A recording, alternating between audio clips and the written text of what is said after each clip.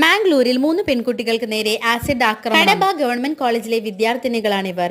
മലയാളിയായ അബിനും സുഹൃത്തും ചേർന്നാണ് ഈ ക്രൂരകൃത്യം ചെയ്തത്. അബിനെ പോലീസ് കസ്റ്റഡിയിലെടുത്തു. പക്ഷേ സുഹൃത്തിനെ പിടികൂടാൻ പറ്റിയില്ല.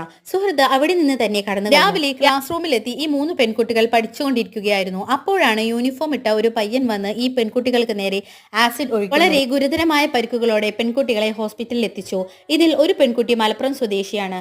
ഈ പെൺകുട്ടിയെ ലക്ഷ്യമിട്ടാണ് അബിൻ വന്നിരുന്നത് എന്നാണ് അറിയാൻ കഴിഞ്ഞത്. ഈ പെൺകുട്ടി പ്രണയം നിരസിച്ചതിന്റെ പേരിലാണ് ഇങ്ങനെ ഒരു ആക്രമണത്തിന് അബിൻ തയ്യാറായത്. വളരെ പ്ലാൻഡ് ആയിട്ടുള്ള ഒരു ആക്രമണം. മലപ്പുറം സ്വദേശിയായ പെൺകുട്ടിയും അവളുടെ കുടുംബവും മാംഗ്ലൂരിൽ തന്നെയാണ് താമസിക്കുന്നത്.